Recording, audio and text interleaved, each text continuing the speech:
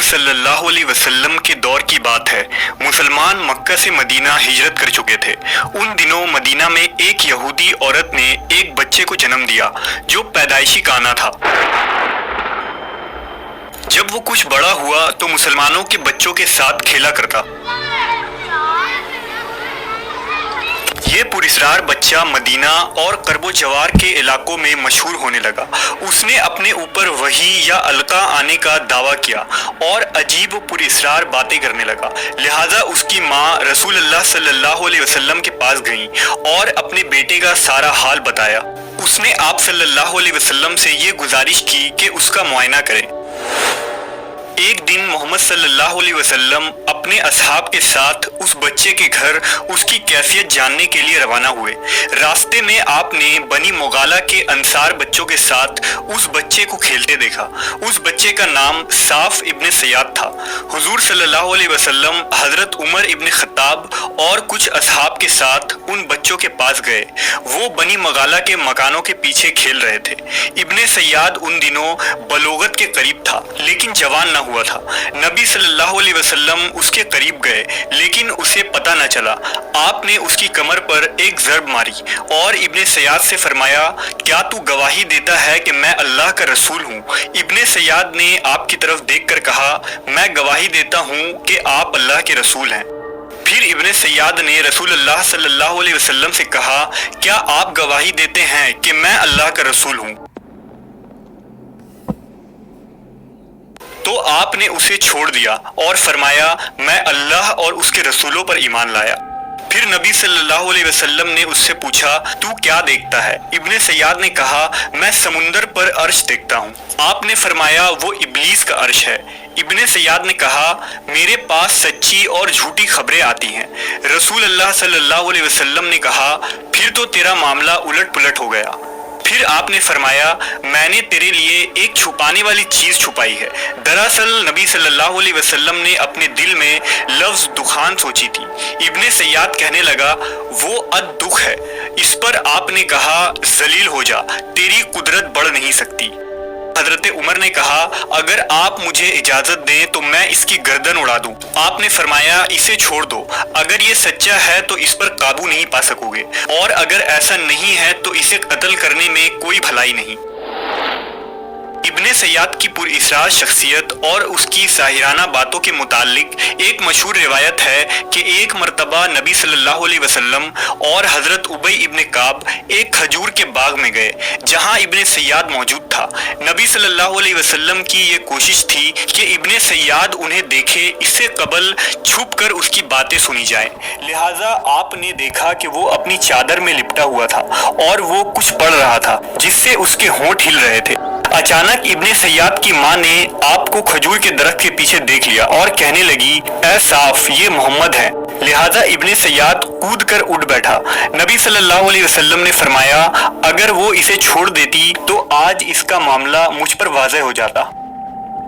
مدینہ کے لوگ کہا کرتے تھے کہ ابن سیاد پر کہانت کا اثر تھا، یا اس کے پاس شیاطین آتے تھے جو اسے عرش الہی کی خبریں دیا کرتے۔ دراصل نبی صلی اللہ علیہ وسلم نے ابن سیاد کے معاملے میں سکوت اختیار کیا تھا، کیونکہ آپ کی طرف یہ وحی نہیں کی گئی تھی کہ ابن سیاد کی کیا حقیقت ہے، جبکہ کچھ صحابہ کا یہ خیال تھا کہ ابن سیاد ہی دجال ہے۔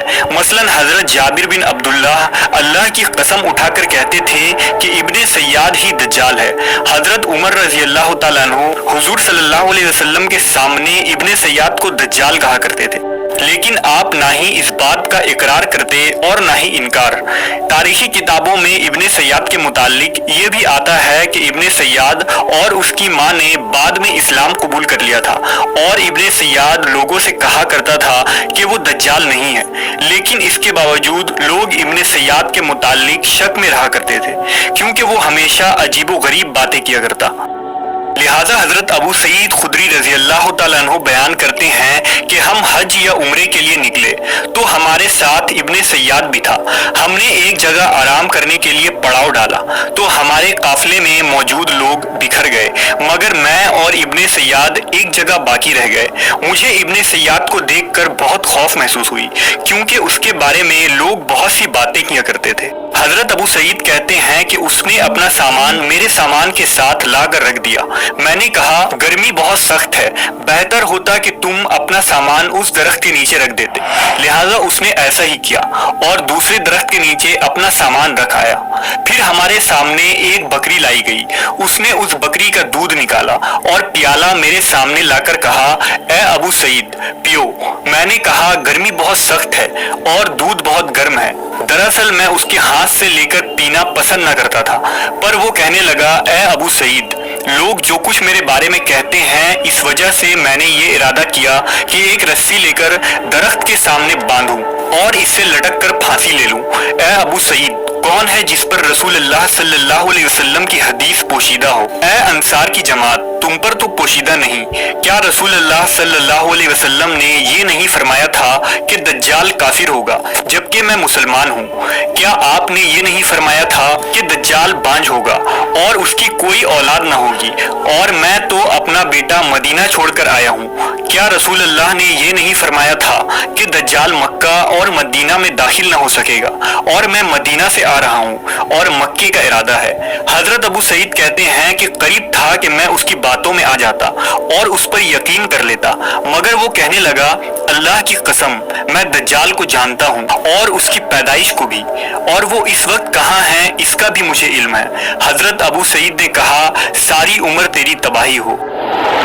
مورخین نے لکھا ہے کہ ابن سیاد یزید ابن معاویہ کے دور تک مدینہ میں تھا اور جب واقعہ حرہ ہوا تو وہ اس دن کہیں غائب ہو گیا اور پھر کبھی کسی کو نظر نہ آیا۔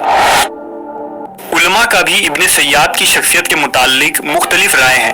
علماء و محدثین کی ایک جماعت کے نزدیک ابن سیاد مسلمان تھا اور مدینہ میں ہی مرا۔ جب اس کا نماز جنازہ پڑھایا گیا تو اس کا چہرہ کھول کر لوگوں کو دکھایا گیا تاکہ بات واضح ہو جائے۔ ابن سیاد نے جہاد بھی کیا تھا اور حج بھی، اور مسلمانوں کے درمیان زندگی گزاری، لیکن وہ خود ایسی باتیں کیا کرتا تھا کہ لوگ اس پر شک کرتے تھے۔ بعض علماء نے لکھا ہے کہ نبی صلی اللہ علیہ وسلم نے اس امت میں جن 30 دجالوں کے آنے کی خبر دی ہے جو قیامت سے قبل ظاہر ہوں گے، ابن سیاد ان دجالوں میں سے ایک دجال ہے، لیکن وہ دجال اکبر نہیں ہے جو قیامت کے قریب نکلے گا۔ یہ قول سب سے راجح اور معقول مانی جاتی ہے۔ ابن سیاد کے متعلق آپ کی کیا رائے ہے؟ اپنی معلومات کمنٹ باکس میں ضرور لکھیں۔